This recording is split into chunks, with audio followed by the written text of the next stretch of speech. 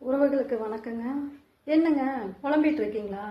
காசு இல்லைனா எதுக்காகங்க புலம்புறீங்க? புலம்புனா உங்களுக்கு பணம் கிடைச்சிருமா? யோசிங்க. யோசிச்சா மட்டும்தான் அதுக்குண்டான சொல்யூஷன் கிடைக்கும். கணவன் மனைவி சேர்ந்து உட்காந்து யோசிங்க. எல்லா பிரச்சனைக்கும் தீர்வு கண்டிப்பாக கிடைக்கும். நம்ம கிட்ட காசு பணம் இல்லைங்கிறது மற்றவங்க கிட்ட போய் சொல்லாதீங்க. ஏன்னா சொன்னால் அவங்க என்ன நம்மளுக்கு ஹெல்ப் பண்ண போகிறாங்களா? கிடையாதுங்க.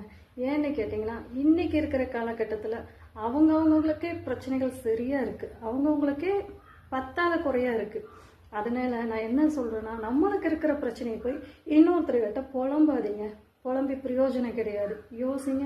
யோசித்தா மட்டும்தான் அதுக்கு உண்டான சொல்யூஷன் கிடைக்கும். மக்களே, என் உறவுகளுக்கு வணக்கம். அப்புறம் நிறைய பேர் சொல்லியிருந்தீங்க, நான் பேசுகிற வீடியோஸ் எல்லாம் கொஞ்சம் புரியுறதில்ல. இதாங்க ஃபஸ்ட் டைம். ஏதாவது முன்ன பின்ன இருந்தால் கொஞ்சம் அட்ஜஸ்ட் பண்ணிக்கோங்க ப்ளீஸ்.